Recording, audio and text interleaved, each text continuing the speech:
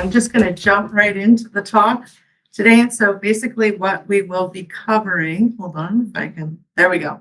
I'm going to give you a quick overview of, okay, a little bit delayed there. All right, quick overview of radon, what it is, where we find it, why we're concerned about it. The regulatory framework here in New Hampshire, it's sort of in context of regulations and other states in our region. And then Tom's going to give you his community perspective, sort of his experience with radon and the mitigation installation and all of that. He's got a great story to tell, and I think it will be really inspiring. And then finally, we'll close out with the ongoing efforts and initiatives from our program and exploring any opportunities for collaboration. Again, you may be here because you're going to tell a friend about testing for radon, and they may connect to the program in another way. So I think it's a great opportunity for us all to learn together. And so I always like to start out with this first question: who has tested their home for radon? No wrong answer here. Wow. Okay, we have quite a few folks. Excellent. And if you haven't yet, perhaps by the time this is over, you will be motivated and inspired to do so. So radon is a tasteless, odorless, colorless, we can't see it, taste or smell it, gas that is radioactive. It does occur naturally, and it's harmful to our health. It comes from the breakdown of uranium, thorium, or radium in the rocks, soil, and groundwater. As you can see at this image here to the right, everywhere those little yellow arrows are, those could be potential entry points for radon into a home. So it can accumulate, it enters into a home and can accumulate inside buildings and homes. So not just homes, right? Any building, could be any building in the state. And the measurement that you'll see if you do a test, you see PCI per liter, that stands for picocuries per liter. That's what we talk about. We're talking about measuring radon. I like to include this graphic just to remind people, again, particularly the last 5 or 6 years, these lines became blurred. You know, our homes became our workplaces or our schools. In some cases, that is still the case. So when we're thinking about testing for radon, we are thinking about testing both the home that we're living in and the workspace that we spend time in. I don't like to miss the opportunity to talk about radon in private wells. So for my program, the free test kit program that we offer is for radon in air, but radon can also be present in water. And if it's in levels high enough in water, that can enter the air space. So our rule of thumb is 10,000 picocuries per liter in the water yields about 1 in the air. So the action level in air is 4. So you can imagine if you got your water results and it said 40,000, say, wow, okay, so I'm already hitting the action level before I even test my basement. And if I have other sources coming in through cracks in the basement, then I may be going above that action level. There are currently no federal or state standards for radon in drinking water. That's largely because of the way that it's we'll say the main reason because of the way it's processed. So public water system is processing that radon out. It's not an issue for those on public water system. This is primarily a private well issue. And so we encourage people to test their wells. The point of entry would be obviously anywhere that water's coming in the bathroom, laundry room, or kitchen sinks. I can send this presentation afterwards, so you'll have the links to these things. There's a fact sheet from the Department of Environmental Services that gives you guidance on water testing and what to do with those results. So given that water exposure, so we're not only, so if people are drinking that water, they have both inhalation and ingestion exposure from that radon, but it's primarily we're thinking about the inhalation exposure route, which again is the air that we'd be breathing in our homes or buildings. I try not to get too technical about this, but I keep this one slide in just to remind us about the mechanism of action. So interestingly enough, radon is actually a noble inert gas. So the radon itself is less of our concern. It's actually the decay products of the radon. So uranium has an extremely long half-life in millions of years. Radon has 3.8 days, so obviously much smaller. And the decay products are even quicker than that. So the key being here, if you have elevated levels of radon in a home, you are presumably then also being exposed to these decay products. So if you're exposed over time, you're breathing the radon in and out, you could get exposed to these decay products, which is where that ionizing radiation, which is the concern of causing lung tissue damage, where that is emitted in the form of alpha particles during that decay process. So the key outcome or health risk from exposure is lung cancer. That's what we're trying to prevent in terms of reducing radon exposure. It is the leading cause of lung cancer in non-smokers, and smokers are at about 10 times the risk of lung cancer with a co-exposure to radon. The EPA estimates around 21,000 deaths nationally each year from radon-related lung cancer, and here in New Hampshire, we estimate about 100 deaths each year. And as you can see on the right there are other risk factors, radon being number 2 there on that list. Other ways people are exposed could be secondhand smoke, other air pollution, some genetic history, different kinds of personal risks that can lead to their increased risk for lung cancer. So how do we modify the risk? Well, as I mentioned earlier, EPA's recommended action level for radon is 4 picocuries per liter. And our mitigation systems can typically reduce levels to 2 picocuries per liter or lower. So we want to actually reduce the radon levels in our living and working spaces. We want to reduce time spent in spaces that we know may have elevated radon levels. And then obviously, if we needed another reason to stop smoking, there's another one. So I like to include this slide. So if you do get our free test kit, send away for the free test kit, when you get your results, this is part of what's in the results, talks about sort of putting in context, how dangerous is this radon level? So I highlighted those boxes in red around the action level amount. So for those who've never smoked, if you're at the action level, about 7 people could get lung cancer if 1,000 people were exposed to this level over a lifetime. Again, we're talking about long-term exposures. One thing to point out, as opposed to, let's say, carbon monoxide, which is an acute hazard, if you're exposed to that, could be immediately dangerous to life or health. Radon, again, we're talking about chronic exposure, long-term exposure. It's sometimes a little bit harder to risk communicate because of that nature of that, because you're not saying, oh, well, I'm going to develop cancer like within a year. You don't have that situation. Typically, lung cancer can have a latency period of 10 to 20 years. So someone might not know for quite a long time if they've been impacted by that radon exposure. So if we go up to the smoking box, we say it's the same exact exposure, 62 out of 1,000 could get lung cancer again. So you see the recommendation to the right. Well, what do you do next? They recommend you fix your home if it's at 4 or higher. But if you drop down one level, it says at 2, we say, okay, consider fixing your home between 2 and 4. Well, what does that mean? So in this scenario, I would talk to people will call and say, oh, I have this number, it's at 3, but okay, so there's variations in radon levels over time, over season. There's a lot of things that can impact that level. So let's say the time that you happen to test was at 3. Should I be concerned? Well, what other sources of exposure might you have? Have you been a smoker? Are you a smoker? Were you a previous smoker? Have you recovered from cancer? Are you currently dealing with cancer? Do you spend time in that space? Like, are you in there all the time? Maybe you're down there, you have a loved one living in the basement.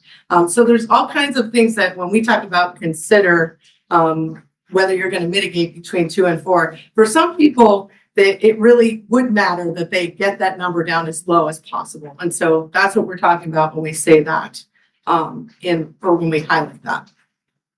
So in terms of our elevated risk in New Hampshire, so compared to the United States as a whole, we're about 4 times higher. So the average indoor radon rate in the United States is 1.3 picocuries per liter. So on average, people don't seem to really have an issue with that. We are obviously the granite state. So by nature, by our geological nature, we already have the potential there. And so according to the data that we have collected, which I'll get to in the next slide as well, our average is about 5.9 across the state. So on average, if you test for radon, it's likely to be over that action level of 4. But obviously, we have some people that come in at 1 or 2 or what have you. It's about 38% have levels at or above the action level. I do like to make a quick little point of interest, because someone asked at one event about when was radon discovered. Well, obviously radon's been around for a very, very, very long time, but when was it discovered in homes? So pretty interesting in the context of how long time span can be just over 40 years ago, actually, is when they discovered it in Pennsylvania. There was a nuclear engineer that was part of the plant being constructed there. And he was setting off alarms before they even brought nuclear material to the location. And so they followed him home and they tested his home. And they found that they, being the Pennsylvania Public Health Department and US EPA, levels over 2,500 picocuries per liter in their home, because there were rocks containing large amounts of uranium underneath the home. So obviously they repaired the situation. And then 2 years later, so this sort of puts in context that the process for developing standards or even recommendations can take quite a while. And so they discovered his issue in 1984. 2 years later, they put forth this recommended action level of 4 picocuries per liter. And so it's been just about 40 years now that we've had this action level, and people started testing for this in their homes. And, we've been making a lot of progress. And now someone who's worked on standards and things like that, that's actually a pretty quick turnaround. So 2 years sounds like a long time, but when you're getting public input, and in this case, they were basing that on studies of miners and not minor young people, like miners and people working in mines. There were a number of studies that went into that number, but just to let you know that was sort of the history of that. And again, also, I mentioned the public water system prior. So normally when we talk about that, there's a maximum contaminant level. So in that case, when you see a maximum level or limit, that can refer to an actual standard that has to be complied by, so in that case, the public water system. Here, it's recommended action does not have that same weight. So it's basically saying, hey, we're giving you a number that we've generated, and we suggest you take action at that level. But no one is saying you have to get below that, or you need to do X, Y, Z because of this number. So just putting that in context. So the data that we're looking at on the map, if you're in the room, the map in the room is actually slightly older. So the folks watching in the screen here in the room, but also who are watching through the TV, we just added the 2024 and 2025 data. This is our map of the indoor air radon tests, that percent of tests. So there were X amount of tests done in a particular town that came in at or above that action level of 4. So we don't want you to think, well, if I'm in green, I'm fine. Green is good. Well, green is better than purple, yes, but not necessarily green is good. We encourage you to test no matter where you are, because neighbors in a town can have very different levels. Like someone could have 11, their neighbor has 50 some. It can be very varied, right? And of course, radon does not know town boundaries. It doesn't say, well, now I've gotten the London area, and so I'm going to change how I behave here. It doesn't work that way. But this does give us a general idea of those folks in that town that have tested. And again, this is the data that we have that was either through our free test kit program, through 2 labs that are gracious enough to send us their data. We provide this in aggregate, so it's no one's specific home is listed there, obviously. But yeah, so less than 25% in the green zone. In the gray area, we have less than 20 tests and we're talking, about 18 years span of time, we still have less than 20 tests. We have added 21 towns since in the last year and a half to that group. So I'm slowly trying to get all of the gray towns moved into a color. So we're working on that. But if you're in the purple area, you're now beating the state average. So the average in the state is 1 in 3 homes. The purple space is 1 in 2 tested in that space, or over 4. So obviously encourage those in the purple space to consider moving up their testing timing. So in the data brief that we're on the verge of publishing, we also have a magnitude map. So it's not just, this is helpful, how many were over 4, but I don't know how many tests were in that particular town. So that number it's just a percent, but it's not like 50% of 100 tests or of 20 tests or what have you. So we are building a town level dashboard. So if you're in that town and you can scroll over your town, it'll tell you how many tests were done in that town, what the max level results were, what the average is for your town. So that will be very helpful. And then, so the max level map will tell you what was the highest bracket in your town. So we have 7 towns in the state that have had levels over 400 reported. So again, these are areas, if you're living in that particular town, you may, and you haven't tested yet, I would suggest to do that. And as it says here, values of above 100 picos per liter have been reported in every county, and 6 out of 10 counties had the homes with over 400. But given all that, there is some good news still, right? Like that you can actually test your home and fix it. And I think that's one of the key things about radon is this is an environmental hazard that we don't have to sort of live with, so to speak. We can actually do something about it. Once we discover the issue, we can mitigate for it. So we provide free test kits, as I mentioned earlier, on our website. If folks don't want to order a free test kit, they're also available online or in home improvement stores. The amount of radon depends on many factors, as noted here. We talked about the geology below the home, the construction of the home. If there's been construction around your home, we encourage folks to test every 2 years because there can be renovations. Maybe you did renovations in your own home, or if your neighborhood, there's been blasting done in your neighborhood, you may want to test that level again if it's been if that's happened recently. Or as I mentioned earlier, if there's a change in living pattern, maybe you have a relative that's coming to live with you, even if it's for a short, 6 months or a year or something, you'd want to ensure that that space is safe. And then finally, testing multiple locations could be advisable as well. So if someone has a crawl space and the basement space, they may want to place a kit in the basement. That's where we recommend that first kit be placed. And then they could test the area above the crawl space. So it might be different in that area. And that's where the radon monitor comes in handy. And we'll talk about that at the end of the presentation. So for the free test kit program, this QR code that's there is how to do the radon test. We have a less than 4-minute video. It tells you what to do with this kit when it shows up at the house. People always calling about, oh, I ordered this kit 1.5 years ago and I found it in my junk drawer or somewhere. Can I still use it? Yes. If it hasn't been opened, if you haven't broken the seal, you can still use it. They actually have a pretty long shelf life, unless you've had it in extreme conditions, extremely warm, extremely cold, or, it's for the most part, assuming it's just been in your junk drawer at home, you're fine to use that. We have sent out over 16,000 free test kits now through April 1st of this month. And I know that number is a little like, wow, only 48%. But when I talk to some colleagues from other states, it's actually a decent number. Others say like, oh, that's pretty good. The downside to that number is we pay for these test kits either way, right? So they're already paid for, actually. The grant has paid, the grant meaning taxpayers, we paid for these test kits. So I started in this role in July 2024. So I've been here about 1.5 years. That's been one of my main goals. Is this has been creeping up. I think we were at 46, 47. We're now up to 48, trying to get that number well over 50%. So if you know anyone who's got them sitting at home, they say, oh yeah, I got to do that. It'd be great to get that test run so we can increase that return rate. I do like to note, so we just had that lovely storm that was out here.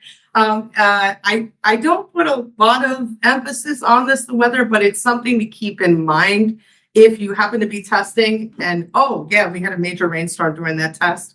I have a link on this slide to the laboratory that runs our test kits, and they talk about the impacts of weather on the testing and which direction that could send your radon levels.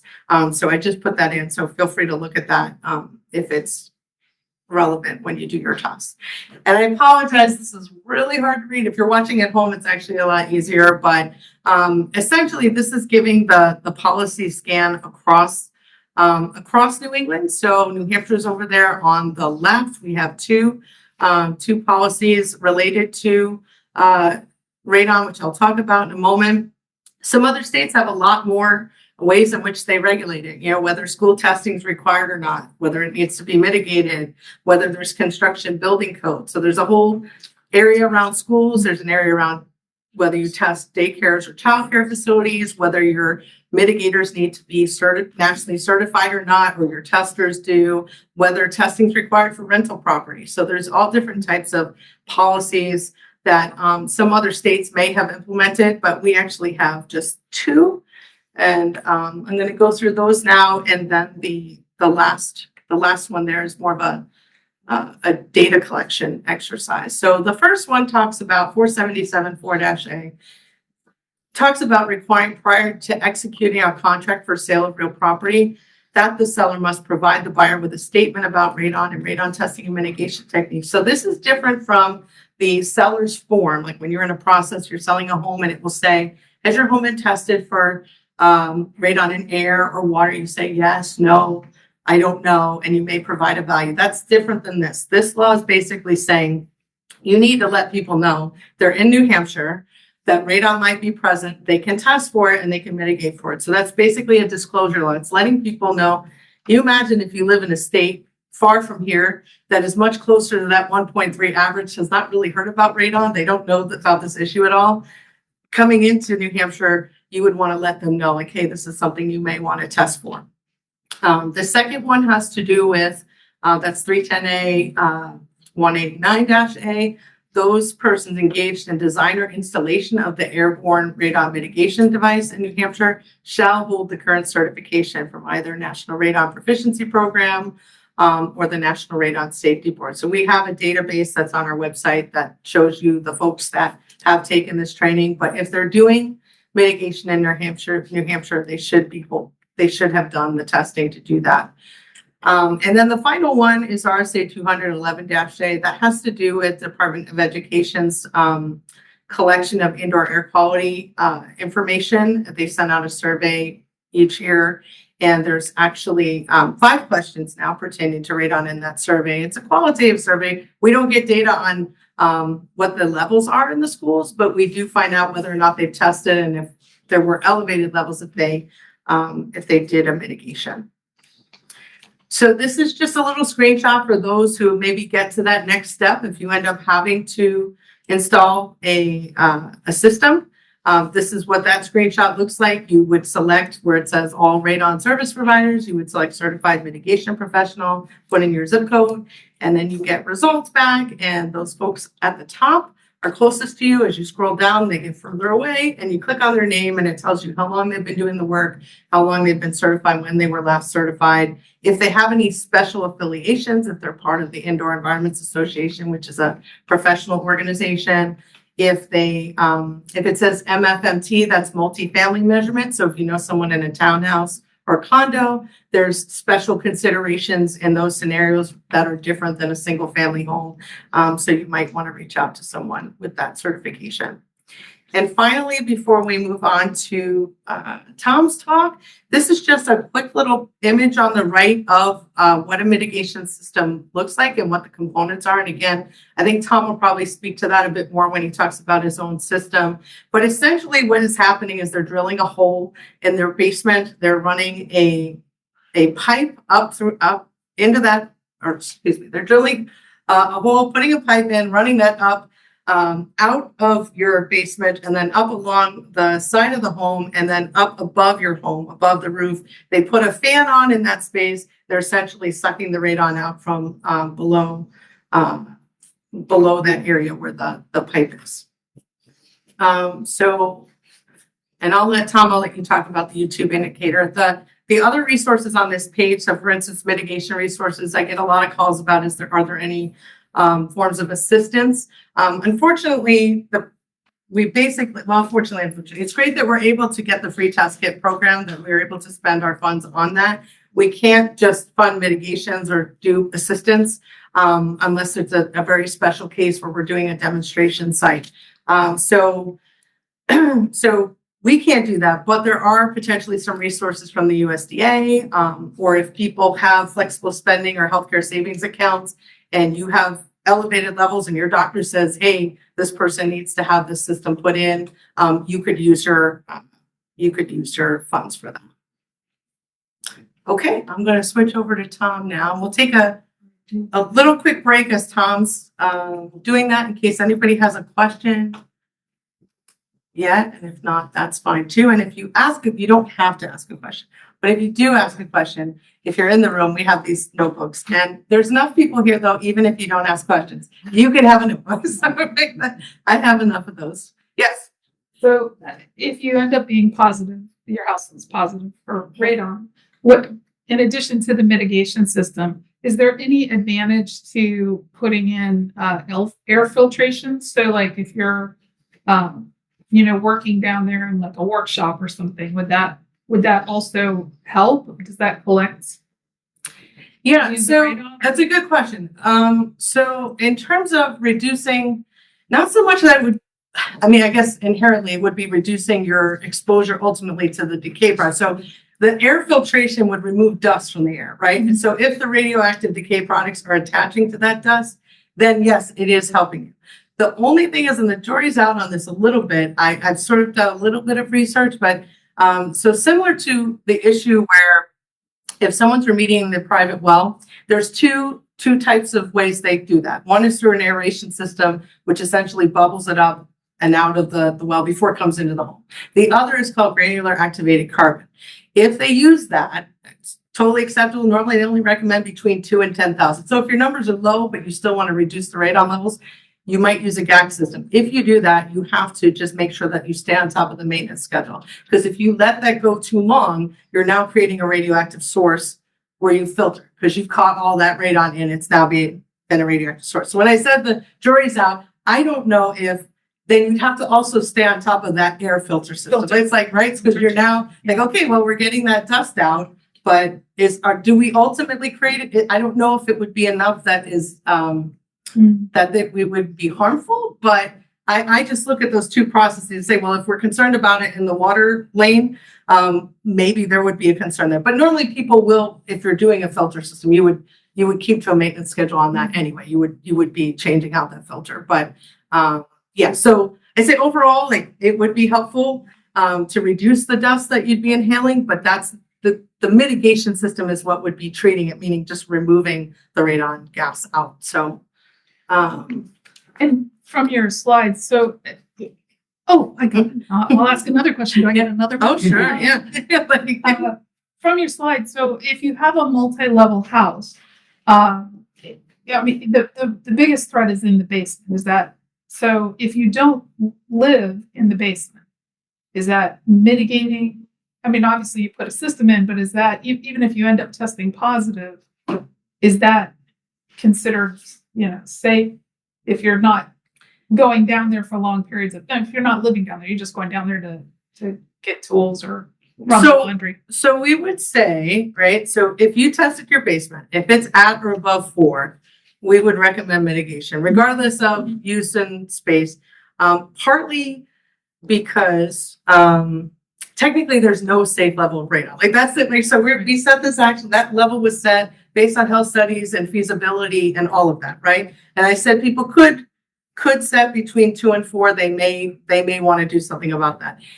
You clearly would not be exposed as often if you're doing that, but it was something I would keep an eye on. If you're like, well, we don't really go in the basement much, I would then test that, or I would borrow the monitor a couple different times a year and just see, okay, is that really our number? Or, again, if there's some hesitation, some people financially, there's different reasons why they're hesitating. So whenever I'm hesitating that kind of situation, I just want to get more data, right? So that's where the monitor comes in. That's where an additional test might come in.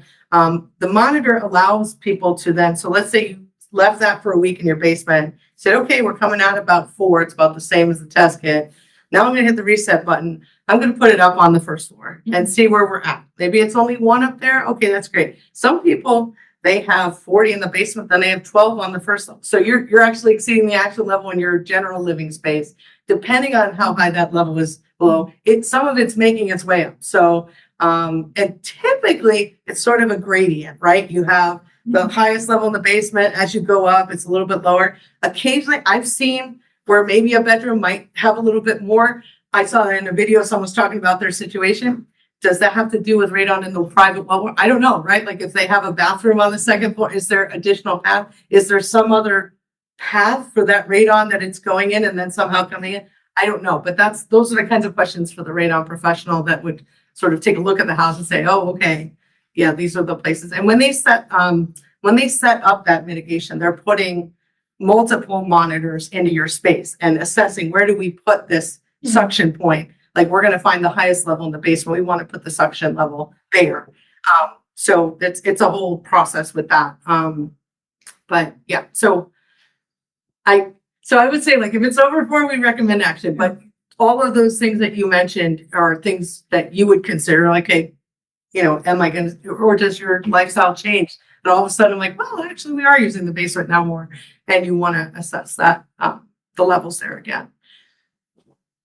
And they can change. So we had someone who came to an event out at Plainfield, and that was actually how I ended up going to Plainfield, because she called and said, you know, they were testing religiously, like every 2 years for about probably a decade or so. And it was 2 and 2 and 2, and then it was, and then just recently it was 14. So why is our number like higher? And so, like, what exactly caused that? I don't know. Was there construction in the neighborhood? Was there some sort of, I don't know exactly what caused it, but things can change over time. We just like to let people know that, like, just because we say, oh, okay, it's 2, it's fine. Or even if it's 4, it's fine. I might want to check it again. Or if I tested it in the summer, I want to test in the winter. I want to say, like, maybe that was my low point, but my high point's actually up at 10 or 12 or something like that. So great questions. Thank you. All right. Oh, one more question. Yeah. No, I'm just thinking about cracks in the cellar and flooring. So I imagine, like, if you have a really thick rug and, you know, thick rubber pad under it because it's a cellar. I mean, that must have something to do with how much air gets through. But if you're on, you know, concrete floor, does it make sense to fix the crack first, or do you have to do both? Yeah. I mean, people do seal cracks, like that certainly stops it from entering, you know, like, but it's one piece of the mitigation strategy. Like, that's certainly one of them, right? Like, they go around and look, and if there's cracks, they will seal those. And then they presumably would test again, you know, like, we sealed the cracks, now where are we at? And then installing that system. So a radon person gets a contractor to seal the cracks, or you just, you know, pay a contractor to deal with the cracks and then the radon person comes in? I don't know. I guess that's sort of what an individual wants, however they want to do that. Like, I can speak a little bit to that with my experience. Yeah, because I was going to say, like, the certification is attached to the device installation, right? So someone sealing cracks, that's a different, you know. Yeah. I mean, presumably, if you think your levels are high enough, you're going to need a device installed, that you would have the same person sort of involved in that process. But I can't imagine that would add much to it would be, you're being charged with the overall, like, we're installing this system. But yeah, I'll let Tom speak to that, because he's had an experience with the mitigator. So, all right, Tom, take it away. All right.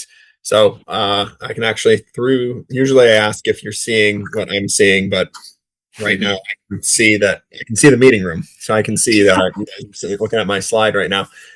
So thank you guys for all coming tonight. My name is Tom, and as Mary said earlier, I am the community advocate here.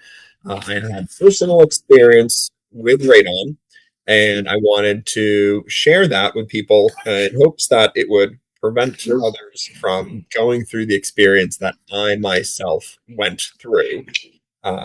I started doing my own advocacy work about 5 years ago, and over the past couple of years, Mary and I connected through some work that we were both doing on radon, and we said, hey, let's combine forces. So where I used to do all of the nitty gritty along with my own community, my own story itself, I've been able to get rid of a lot of the nitty gritty because Mary takes care of that now, and I just get to focus more on my story.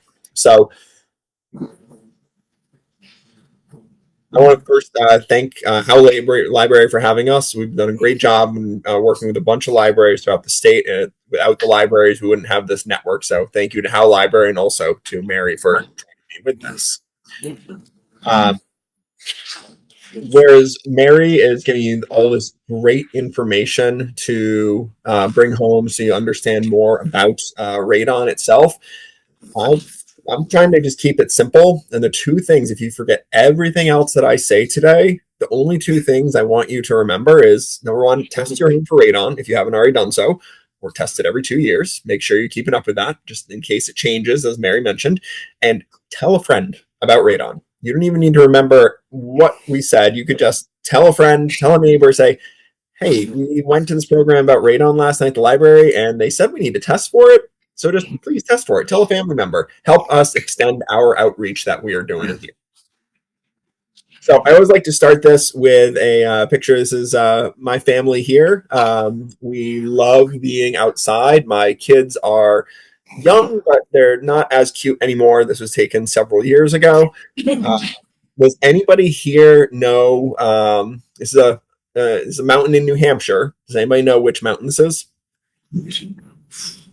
Yeah, you can just shout it out. Give you a clue. It's Lake Winnipesaukee in the background. Yep, it's like, it's that one towards the south. It is. That's right. It's Mount Major. So I like starting with this one because I love spending time outside. We all love spending time outside. We love hiking. We love camping. But as the weather gets nicer, we spend more time outside when the weather gets nicer. But during the winters, we have our houses buttoned up. We're inside, and we all sleep a third of our lives. So we're all breathing this air inside our homes. And as much time as we spend outside, the majority of our time is spent indoors, and we're breathing this air inside our homes. So where Mary went through a lot of the information, I still just keep this in just to hit the highlights here. So basic high school chemistry definition, radon is a gas. It's naturally occurring. It can't be smelled and it can't be seen. By using that definition, that defines a couple other common gases that we're all used to. Oxygen hits all that. Nitrogen hits all that. Where it's a little bit different, and I like to try to connect the dots in your brain a little bit to equate it to something you might be a little bit more familiar with, is with carbon monoxide. Because carbon monoxide, too, is gas, naturally occurring, can't be smelled, and can't be seen, but it is a hazard to your health. In this case, carbon monoxide is a poison, and it can, in the short term, acute exposure to radon can be deadly. That's why I have a carbon monoxide detector in my home. I've had it the entire time I've lived here. You want to make sure that you're monitoring for that. But I like to add this in, is that radon too is a hazard to your health, but it is not a poison like carbon dioxide. It is radioactive, or as Mary mentioned, the byproducts of it are radioactive. Keep it simple. Exposure to radon is exposing you to radioactive particles. So, a little distinction there. As she mentioned, we have this 4 picocuries per liter. Just remember that number 4. If you test your home and you're above 4, something's got to be done. You talk to Mary, and you can give her a call. She'll be happy to talk to you about this. If you're below 4, then you want to maybe consider checking again and testing in the longer term. And really, the take-home statement of this is that long-term exposure to radon, it increases your risk of developing lung cancer. It's as simple as that. All right, so that's all the nitty-gritty stuff out of the way. So let's talk about my story. Why am I here? Mary does a fantastic job in the state. I'm very glad that the state has provided funding for the Department of Health and Human Services to have someone in Mary's role to do this. I'm a volunteer, and I'm doing this on my own behalf to help spread my message and be out here as a radon advocate. So why am I here? So this is my home. It is in Stratham, New Hampshire, which is down in the seacoast. I grew up about an hour and a half south of Hanover, where you are right now, just outside of Keene, New Hampshire, in a very small town called Nelson, if anybody's ever heard of that. So I grew up over on the west side of New Hampshire, and then went to school in the seacoast at UNH, and then my wife and I, we moved to Stratham, New Hampshire in 2012. Well, in 2021, so going on just about 5 years ago, I was over at a friend's house who lives right nearby, and I noticed that he had an electronic radon detector monitor in his basement, and I saw that he had a radon system, mitigation system installed recently. So I asked him, I said, can I borrow your radon detector? I just want to bring it home, just check my home, just make sure we're good. I'm sure we tested the house when we moved in, but I just want to check it. And at that point, I'd done enough studying to know that number, 4 picocuries per liter. So I set it up in my basement. I went to bed. Next morning, I went down to check it, and this is what I saw. So I went downstairs and I saw 40 picocuries per liter. So of course I went online. I was like, oh, maybe I was just off by a factor of 10. 40 has got to be the action level. It's like, no, it's 4.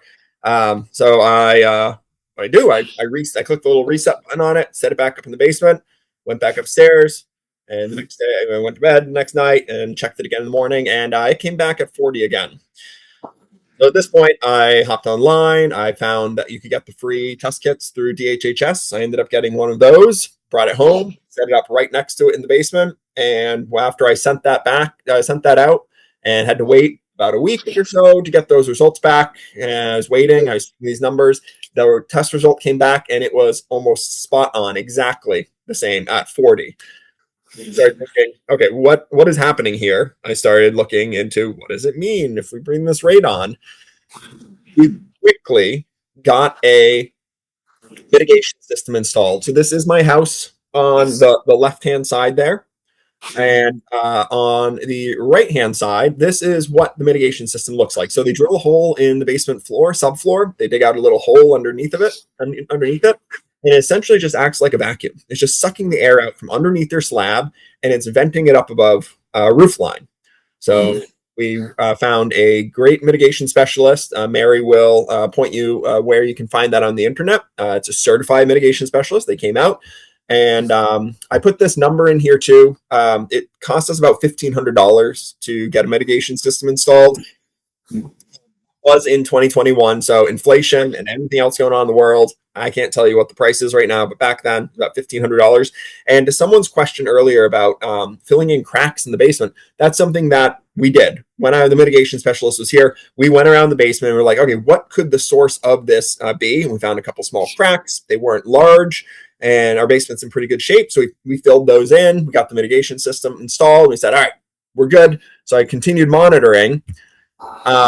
This is just another piece of the mitigation system is the one on the picture on the right here is showing it. It just verifies that the suction is working correctly. That as long as the levels are not even, it's showing that you are getting good suction out from underneath. I can also hear it when I'm down in the basement. It's right next to my laundry. So whenever I go downstairs to do laundry, I just check it and say, yep, it's still working. If I'd ever seen what's on the left there, that means that maybe the fan has stopped working and then it's not getting good suction anymore. So it's just a good visual indicator to make sure the system is still working. Well, we had the mitigation system installed. I ended up resetting my electronic radon detector. I ended up buying one of these test kits myself, and I tested again. And ignoring the number on the left right now, showing 4, looking at the number on the right that's showing 11. My Airthings radon detector was coming back at 11. The test kit from the hardware store, from Home Depot, Lowe's, it too came back at 11. Even though we had a mitigation system installed, it was still coming back at almost 3 times the action level. So we started racking our brains. I called the company. They told me going into it. They said, "We promise we'll get you under 4." That was their guarantee. I was like, "All right, one price. You said you're doing it. Come back out." So I had them come back out to put another suction point in our basement. We have a small house. It's a small ranch. So I was like, "Where is this coming from?" Picture on the left here. I just want a quick statement here. Where it says 4 on the left, it shows 11 on the right. Not all radon detectors are made the same. The one that I recommend is the Airthings. That's the same one that Mary recommends, and it is been shown through their own internal testing, through my internal testing. I don't get paid by them. I don't have any affiliation with them. It is accurate, but there are going to be some radon detectors out there. The one on the left, it gives you a number. It might have given you a false hope, false promise of that your air was good. So going with the Airthings, I think I trust them. And then also with the kit on the right, those are good because they actually test those and it's not just using electronics. So we were still at 11. At this point, we had 3 different punch holes. People had come out to our house 6 times to try to figure out where our radon was coming from. And I got the weirdest Christmas present ever. Christmas morning of 2021. So we first found out about this in September. So here I am living in my house, September, October, November, December, going on 4 months living in our home with very high radon. And I was at the point of looking for other houses. I was like, well, I'm going to have to sell a house that has high radon to sell them. I don't know where this is coming from. And I went down to my basement on Christmas morning. And if you look at the number on the bottom there, see 282 picocuries per liter. So why is this a good Christmas present for me? Why am I excited about this?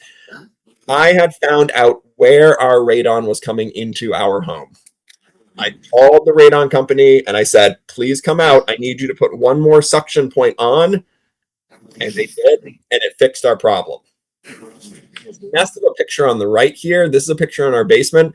We have insulated walls here. And then the copper pipe that you see there, along with the black tube coming up from the bottom, that is going into about a 5-inch PVC tube that goes out to our well.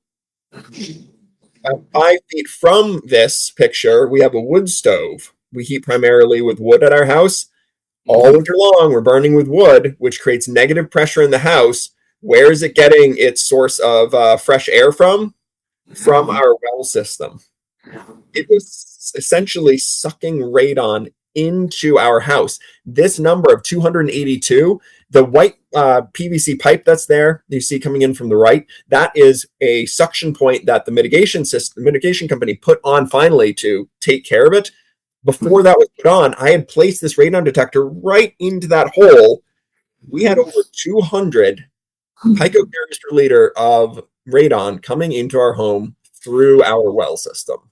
That mitigation system, the suction point put on there, I barely look at it anymore. It was every day I was looking at it for a while to try to monitor what it was. I think I looked at it today when I went down to the basement, and we're below 1. We're at a half picocurie per liter. I don't want my story to scare anybody about getting a mitigation system. It's normally a lot easier. Like, this company would not offer a we can get you under 4 deal if they had to do this much work. The company told me themselves, the CEO said, we lost money on you. Like, we did not make any money on coming out to your house this many times, but they guaranteed it and they did a fantastic job. I really appreciate that they worked with me so much. But what really helped me was having my own electronic radon detector and being able to move it around the basement. I was like, where is it coming from? It's lower on this side of the basement. I was like, okay, but it's higher on this side of the basement. Finally, I was like, what about that tube? And I put it in there. Again, we ended up having our water tested as well, just to make sure, because it was coming from our well system. Was it also there? And no, we didn't have any radon in our water, or very minimal radon in our water. So that wasn't the problem. The problem was that it was coming in from our well system, but somewhere in the stack where the water wasn't. So maybe a little bit higher, there was an outcrop of water there, or in it where that radon was coming from. So radonlibrary.com. This is a website I started. Why did I start this? Well, after we bought an electronic radon detector ourselves, we ended up buying a second one, and we donated it to our own library. My wife and I are huge proponents of the library system. I love the library of things. We have borrowed the telescope, the microscope. We have borrowed a VHS player. We have borrowed so many things from our library. If they had a radon detector in their library of things, we would have borrowed that very early on after moving into our home, say in 2012, and we would have had this taken care of, and we would have been all set. So we lent one to our own. We gave one to our own library so that other patrons could do it. And then I started thinking. I did some research, and I stole this idea from British Columbia. British Columbia and Canada, they too have very elevated levels of radon, and got some funding to provide electronic radon detectors to libraries. So they had set that system up. I contacted someone over there, had a phone call with them. I said, I'm going to help the libraries. So I started working with libraries in New Hampshire to provide them electronic radon detectors. The reason that I started it, though, yes, it is to help others, but the real reason, video here, the reason I started it was because of these two. These are my kids. Son on the left at about 2 years old. My infant daughter there at just 2 weeks old. He's playing her xylophone song. And the reason I started it is because my kids, they're breathing 10 times the level of radon that the EPA deems actionable. And I didn't know. That was a tough pill for me to swallow when I started thinking that through. And I don't want others to have to go through that. It's such an easy thing to test for and just to know that you're all set, but we didn't know. So my kids and my wife and I, it took me a while to be like, oh yeah, my wife and I, we too now have elevated increased risk of cancer. We've lived in the house longer than they have, but they spent 5+ years of their life breathing very elevated levels of radon. And we all now have increased risk of lung cancer. Now, does that mean that we are going to get radon? Lung cancer? No, it does not mean that. There are people who smoke their entire lives and don't get lung cancer. So because we breathe radon for many years, we have an elevated risk of cancer. And I just want to make sure that we can do anything we can to prevent that. So we're living a healthy lifestyle. And I can guarantee you one thing: my kids are never going to smoke cigarettes. I can just point to this and be like, nope, there's another reason to not do that. But I started it so that others could hopefully learn from my lesson. Communities with radon detectors. This list is so out of date now. I believe I helped maybe about 20 different libraries add radon detectors to their collections. And then Mary and I connected, and she got funding, and she's just taken this program all the way up. And dozens of libraries she has helped, and more in the wings here. So very excellent that we've been able to add a bunch, including Hanover. Thank you guys for having one. Testing for radon, super simple. Get your free test kit from DHHS, borrow a radon detector from your library, and then test every 2 years. That's the recommendation. It's not a thing that you need to buy yourself. You don't need to buy an electronic radon detector and have it in your basement. I actually recommend you don't. I'm anti buying things you don't need. Borrow it. That's why the library has it. So you can just borrow it once every 2 years. You want to borrow it once a year? I don't care. Sure, borrow it once a year just to check. Borrow in a couple different seasons, test a couple different rooms. But you don't need, it's not like the carbon monoxide detector, which should be monitored at all times in case you have a carbon monoxide leak. Again, the takeaway here is test your home if you haven't already done so. If you have, do it again in 2 years, and tell a friend about radon and encourage them to also test their home for radon. Awesome. Thanks, Tom. We really appreciate that. Thank you. So while I pull up the other slides, does anyone have any questions for Tom? Sorry, don't mind me. We just don't know. We don't know. Sorry. I apologize. I have this literally like my glasses. I can either see you when they're up or I can see the screen if they come down. So I'm just, oh my goodness, trying to adjust to that. Okay, so it looks quiet in the room. I know we're coming up on our time, so I am going to try and run through the last few slides real quick here. So take your time. Okay, all right, all right, thank you. Sorry. Yeah, and just I want to echo what Tom said there too about, I mean, thankfully, we are so designed that our bodies are dealing with all kinds of insults like that the body's repairing. I remember taking a class many years ago on radiation and life, and the number was huge, like of errors that our body corrects every single day. It's like constantly correcting things. So again, to speak to that, not being afraid of it. But obviously, certain people have higher risk. Some people have additional exposures. You know, the whole point is to just reduce what you can. Like we reduce exposure to things we can reduce. And as Tom said, like some people smoke all their life. I don't know how, like, and yet they somehow never develop lung cancer, which is amazing. Like good for them. But, we just say, hey, let's do something about what we can do something about. So, part of that is this project. So again, thank you, Tom, for inspiring this. I worked on the Healthy Homes Advisory Committee with him on a project that Dartmouth was doing to increase testing in Vermont and radon and New Hampshire. Sorry, it's been a long day. And so I heard about that project. I first had to find out, well, would the libraries be interested in this? So back last year, I signed up for the New Hampshire Library Association conference to have a table there in April. And it's interestingly enough, there's sort of the chicken or the egg that happened at that moment. So at the same time, when I signed up for that conference, again, not even thinking about the libraries might have an issue with radon at that moment. My focus was, let's see if we can get these monitors in. The Rye Public Library, which is listed, shown there. And again, this story, you could click on the link. Whatever I'm talking about now is like, this is what people know. Here's what happened. Essentially, it was National Radon Action Month in January. So when we promote radon testing, homes and buildings are closed up due to the weather.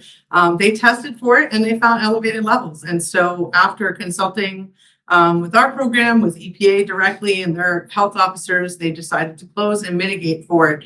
So again, in that scenario, they had a lower level, which is not uncommon across the state for libraries to have lower levels in their building space. It just also happened to be the children's area, right? So again, for your typical transient population where people might come to the library once a week or often daily, I don't know, depending on who you are, that's one thing. But if you are the children's librarian, like if you are there every day in that space, it's a different exposure for you. So I was really grateful that they did that, although it was a bit of a challenge for them. It took almost a month to get that set up. We had an old building attached to a newer building. They had, I think, ultimately like 5 suction points that had to be installed. We were able to actually help them expedite reopening. We have these large continuous radon monitors that can be loaned out for things like that, where you have a municipal building, maybe a library, maybe a school to test. And so in the way that works is they make a tweak, and then they got to wait 48 hours, and then they have to test for 48 hours. So they see if that level has decreased. So we were able to help them, as I said, and Tom and I gave our first talk essentially to the Rye Library on May 28th of last year. So I went to that conference in April, and some folks there were familiar with the Rye story. They had heard about this. There was a little bit of buzz about the issue of radon in the libraries. And we did get 50 libraries signing up that they said, okay, yeah, we'll take a free monitor. Right? Again, this was very low entry commitment. We're asking libraries to just let us know every 6 months how many times the unit's been loaned out. And basically we provide training to them, social media toolkits, everything, all of that to help us implement this and raise awareness. So we did get those first 50 out. So we have 48 libraries currently in this particular program. We just got a budget amendment approved for another, I'd say, depending on the cost of the units at any given point, probably about 80, hopefully 80 to 100 in phase 3 and phase 4 in total. There are over 230 libraries in the state. So I'd say we're pushing close to 70 or 80 now. So if we can get another 80 in, that would be awesome. And it's become a really great tool for me as the program staff when people will call and have questions about results. And I asked, what town do you live in? I said, you know what, you can actually, they're in the program already. You can go borrow a unit. And we did have someone recently that had really elevated levels, and we were able to get them to a library that was participating, and it made a huge difference in expediting the need for mitigation. So, and Tom said that, so do we recommend this? Well, I say this, I can't recommend things specifically, but we chose this unit for the library project. And it did happen to be the one that Tom had, but that wasn't the reason why we chose this unit. So I actually did a comparison. When we made the final decision, we were down to 2 units. The other unit was a wired unit, so it was plugged in, and it had a range of 0 to 99. This unit measures up to 500. And in the case where we had a home that had levels up above 400, that matters. Now people say, well, if it's over 99, of course you would tell people to mitigate. True, But if you found out that your home had levels over 300 or 400, you might say, maybe I'm going to talk to my primary care providers sooner. I might let them know, oh, I've been living here for quite a while. Maybe I haven't been exposed that long to that high level, but you want to let them know. Normally when people have levels over 40, I give them a call. Just FYI, have you seen your results yet? These are the certified professionals. If you plan to mitigate, anybody at 4 or higher can get a free confirmation test kit. So sometimes people will just do that. Let's say you tested 6. They said, well, I'm just going to order my free test kit. They make sure that number is accurate before I pursue mitigation. Some other people, they see anything over 4, they go, oh, I'm going straight to mitigation. That's fine. This is a personal decision. You're just gathering more data, but you can get a second free test kit if you come in at 4 or higher. We do, so as part of our grant, we have various lanes in which we work in. One of them is increasing outreach to education to schools and daycares. So there's several ways where we do that. I mentioned that survey. We went from 70 some up to 90 to about 15 additional schools tested in that year from the survey. So we'll be looking at that data coming in this year. I have presented to the School Nurses Association. We do have free training on how to test for radon in schools for we have about 14 seats left for facility managers. So it's a pretty involved scenario. You imagine like a home is, oh, we placed this one test kit versus how many rooms and are they larger rooms and all these considerations. And sometimes just a simple tweak of the HVAC system can adjust the level enough in a particular building to fix it. So it's a great training. I've taken it myself just to sort of get the understanding of it. We do provide school curriculum. For 5th and 7th grade, we host an annual poster contest. That's the winner on the right for 5th grade, Safety Bob. And we will be attending again the New Hampshire Drinking Water Festival this year. Again, we have this neat dollhouse display that shows the students. We have a little diffuser with water coming, like the air, so they see the smoke, like where could this be coming into the home? So it's good. We're trying to be educational and not terrifying. There's a fine line to walk in the middle school there. We're trying not to scare them, but raise awareness. This is an image of the monitor I talked about. These large monitors that we're just at the tail end of establishing and launching the page for requesting these monitors. So if you know buildings that need to be tested, have them reach out to us. This link here, this is the radon data story. So Tom mentioned tell a friend. This is a quick way to do that. It's an 8-minute reading. They say, how long does it take to read? 8 minutes online. If you open up this story, it basically tells you what I've told you in an hour in a really condensed window. At the bottom, it has the link for the free test kit offer. We will be adding information about the Library Monitor Project soon. Once that page is built out, it will list all the libraries in the state that are participating, including ones that aren't in our program. So the ones that Tom seeded and other groups like part of Tom's group, there's the Greenmount Conservation Group. They have a number of libraries up in the, I guess, northeast or eastern side, mid-eastern side of the state. And that was another scenario where, again, people are concerned or they care about, maybe they had a loved one who passed with lung cancer, and so they just donate to libraries these monitors. And once we have the program set up, that's an easy lift. My colleague here, if you don't mind, Jillian Shapiro, who leads up the New Hampshire Cancer Partnership. I'm on the prevention subcommittee along with those living with and beyond cancer subcommittee. So we're trying to find ways, again, to reduce not just lung cancer, but all types of cancer across the state. So we're currently working on, I mentioned that the libraries are going to fill out a survey. We're actually working on a survey for the patrons who borrow the monitor. Let us know how that process went. Were there things that can help you a lot? If there was anything confusing, did you decide to mitigate? So one of the things as part of our grant, they love all the outreach and all of this is wonderful and we're reaching all these stakeholders, but how many homes got mitigated? Now, unfortunately, if I don't know the radon professionals and I send them a survey, they may not be inclined to respond to it because they don't have to. There's no mandate for any radon professional to let us know how many homes or buildings they mitigated. But we do send out a survey every year. And that is one of the key ways that we find out, well, how much effectiveness was there from all this outreach. And so I'm grateful. I have an event coming up, the Indoor Environments Association conference, where we present updates for New Hampshire. And I've met a number of radon professionals. Some of them serve on our radon technical advisory group. And just from year over year, we had 3 times, and we went from like 250 some to 750 homes and buildings mitigated. Well, just year over year. Clearly, there's more work being done. We just don't always hear about it. And so this is one of the ways we can get to that. And the test kit survey as well. So if you do this test kit and you come out at 3 or higher, we send you a survey at the end of the year, say, hey, did you end up mitigating? What did you decide to do with that? So that gets us to those numbers of where we're making an impact. I mentioned that Radon Tech Advisory Group, various stakeholders on that. They provide input to the program.